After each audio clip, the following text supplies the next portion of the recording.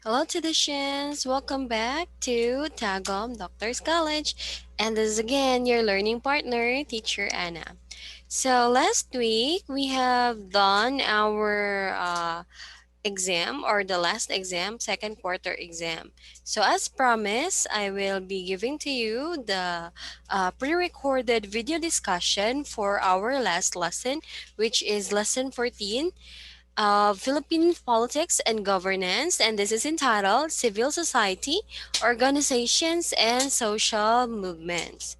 So at the end of the lesson, guys, you are going to first identify how do state and non-state actors contribute to the progress of the nation. Second, identify the contribution of civil society organizations to the political development of the state. So here you are going to know who are the state actors and who are also the non-state actors. And we are also going to know about the contribution of the civil society organizations.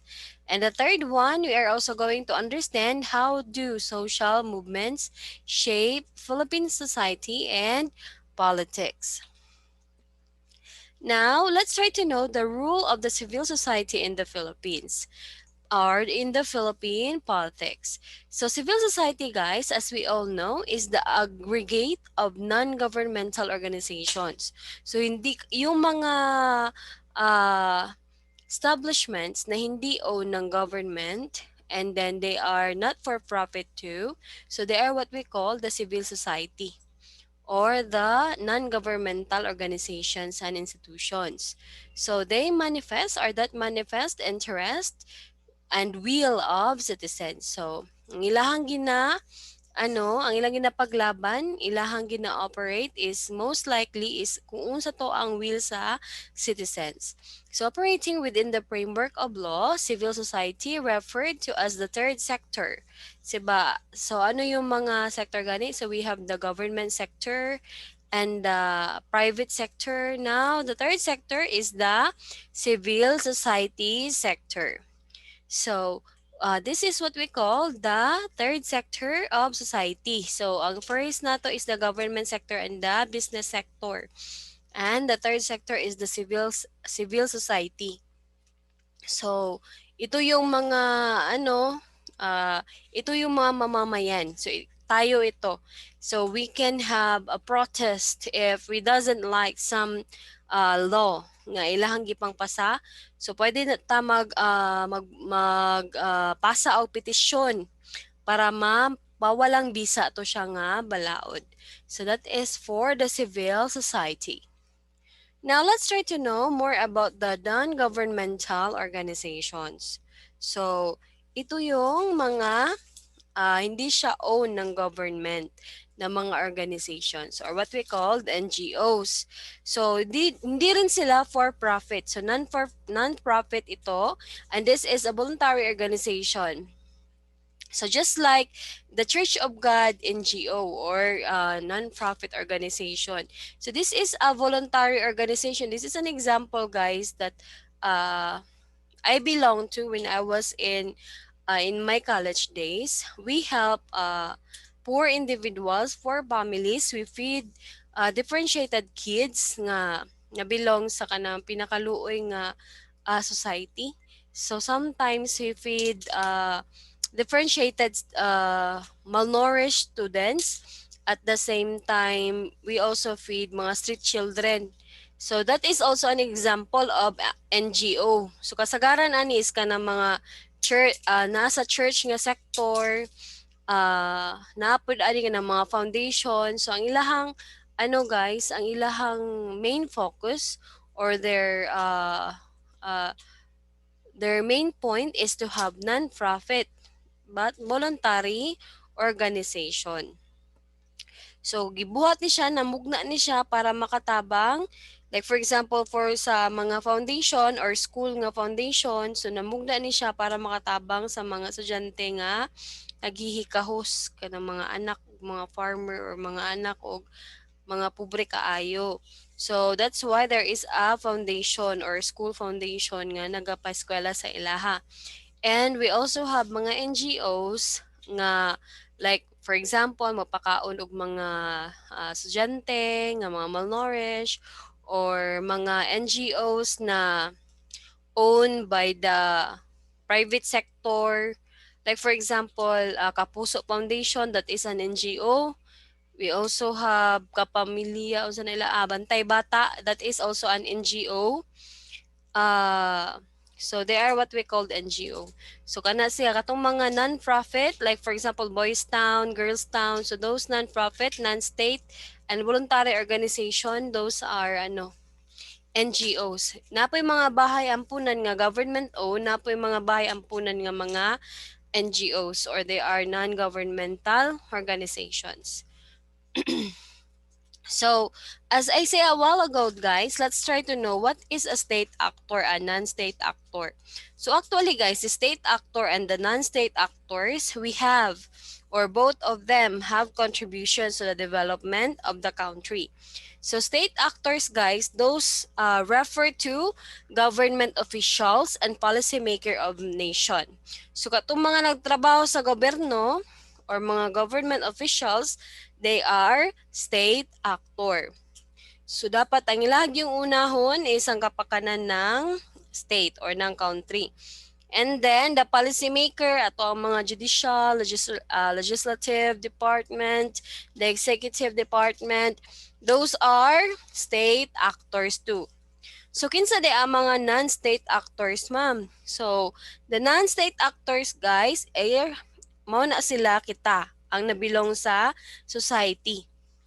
So, katong mga tao nga nabilong sa government, mga government officials, mga government employees, mga policymaker, so they are state actor.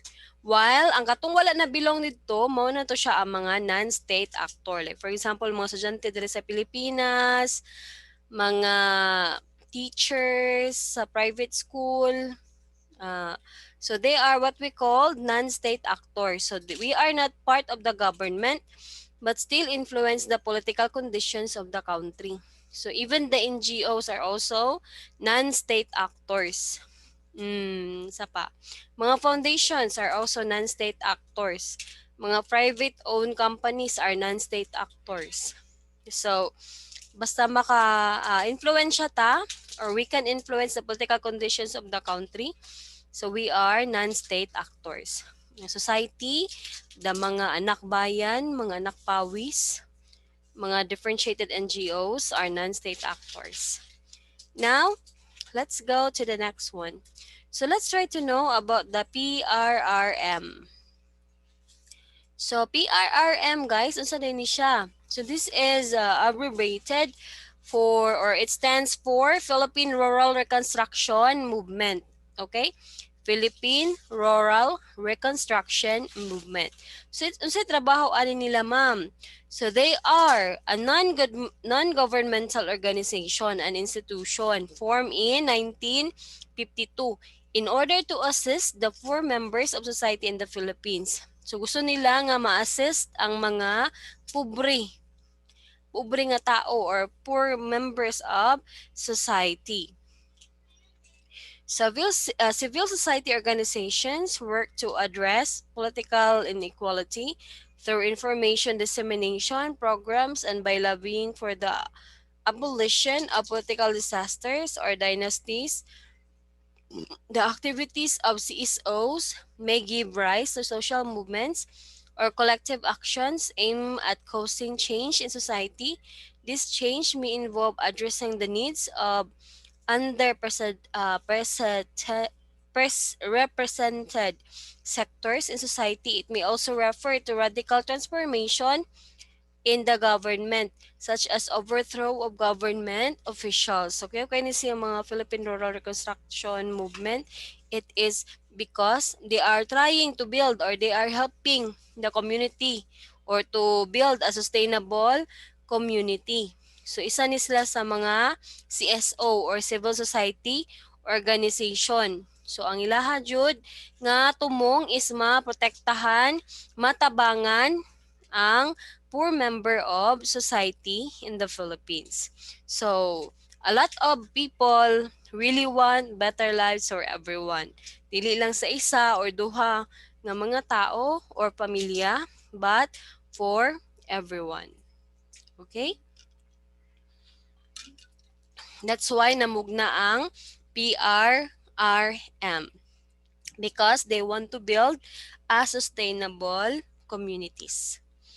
So that will be all, guys. I hope and pray that you are also going to make a very good NGO that can help and assist the poor members of the society, and even the struggling Filipino people in the Philippines. Okay?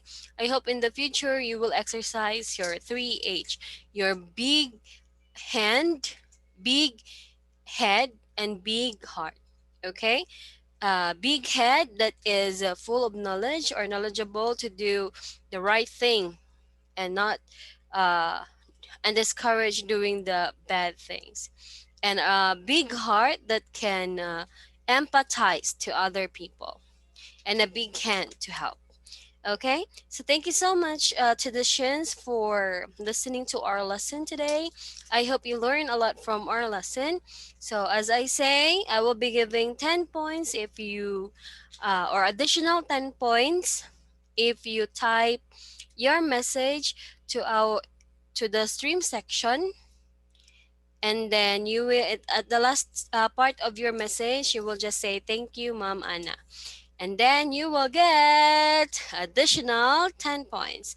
So thank you so much, Lucians. Have a great day, and I hope to see you soon. Bye.